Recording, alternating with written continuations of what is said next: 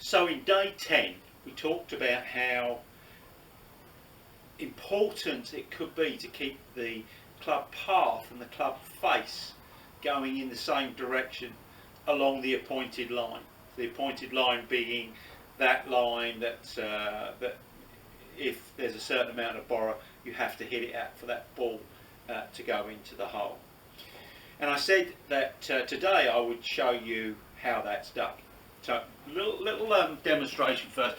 I'm just going to put a stick underneath my arm, and when I talk about the shoulder girdle I'm talking about where the ball and socket joint is, where the GH joint is, and then how perpendicular to the ground that is. So at the moment it's not very perpendicular to the ground. So as I turn, you'll see that that club head comes in very quickly. So the club path is like almost like a door opening. Now the further I go bend down, the more that starts to go straight back. Now you'd have also noticed if you were watching the stick that if from here it turns away from the line or across the line, and from here it comes up and down the line. So if you're working in the patio window, that's really very important. So you put the patio window, you stand at 90 degrees to it, and then rock those shoulders and see at what point the stick goes up and down that line. Now what that does is it means that that club head and the club path therefore will be straight back and straight through for a reasonable amount of time. Certainly if we're talking a reasonably fast green, probably even a 10-foot putt, that you could make this movement where the club head or club path would not come inside that line, but it also wouldn't have to be manipulated by the hands.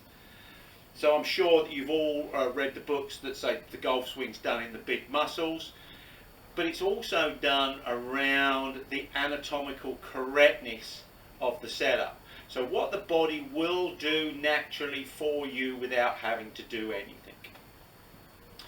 So what this means is we want to get that shoulder girdle flat to optimize the amount of time without manipulation. That club path will be straight back and straight through to take advantage of the geometry and ballistics. So now what that will generally mean, that if I'm down here and my shoulder girdle straight is flat to the ground or perpendicular to the ground, that if I didn't bend my arms, my hands would be down onto the metal of the shaft, which for some of us wouldn't be the best place to be able to hold that. So what we tend to do is we tend to put these arms out here or in any direction to allow that facility. Now what this adds then, as far as the anatomical requirements of the setup, is that for the hands to be perpendicular underneath the shoulder blades. So really, you know, when we're talking about that tick-tock of a clock, and that's also something that you may have read in the textbooks before, that you want this perpendicular motion, then the hands need to be underneath that shaft. So it's no use having the shoulder girdles flat and the hands out here, or the hands in here. So they need to be sitting underneath those shoulder blades.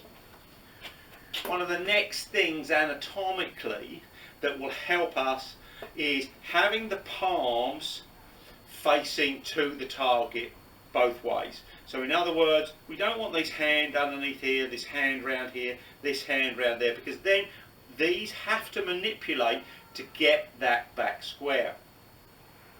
Another anatomical move which is very different from the full swing setup is where in the full swing setup we need to put that the shaft of the club, the grip of the club, underneath the fatty bit of the hand. The reason that we want this is we want wrist set, but as we well know, we don't want any wrist set or wrist action in the putting action, so it's much better to have that flat to it.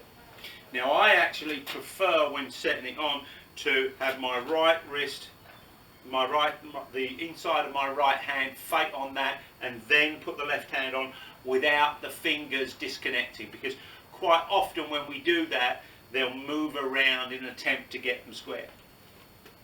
So this is the first part of the setup. We're going to have our shoulders, hips and everything square to our intended target line. Not necessarily where the hole is, the intended target line, the line we want the ball to go off. We are going to flatten that shoulder girdle. We are going to certainly set the putter as it's been designed.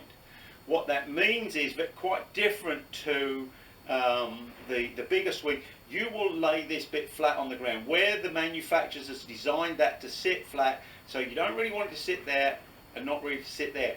Now look, that may suit your style and that's fine, but then change the putter, because you want the putter to work as it's been designed by the manufacturer.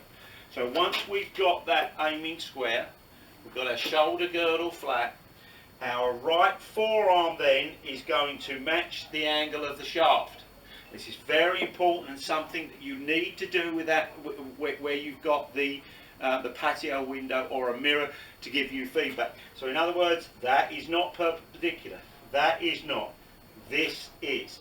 So that part, that first of all we set the club, set the right forearm, hand on, second hand on, and then virtually hands underneath the shoulder girdle, eyes probably close to being over the ball, and we've got our setup. Some talk about width of stance being wider, some narrower. It really is personal choice. Those feet do not have to be perpendicular to the ball's target line. However, it's easier to square everything else off if that occurs. This is the absolute static minimum requirements of that setup. We could also probably add in there the amount of hold pressure, which if we really want to feel the delicacies of distance, i.e. feel the weight of that head against the weight of the ball and look how far it's going to go, as explained before, then the lighter this is, while maintaining full control. So in other words, it's not moving around, we're maintaining full control. So that's the anatomical setup requirements for a great putting action that requires less manipulation. It doesn't mean that you can't putt manipulating.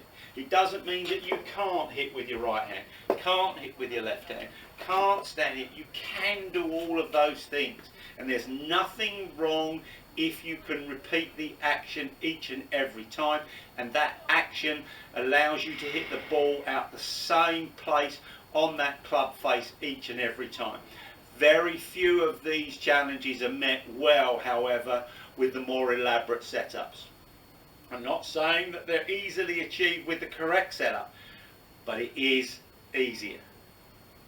Go away, have some fun with that, report back to me any challenges you have, maybe take some photographs of what you think is the correct static position, and the hardest one of that is definitely going to be getting that right forearm playing and then matching it with the left forearm play. Have fun, enjoy the weather in the back garden and stay safe.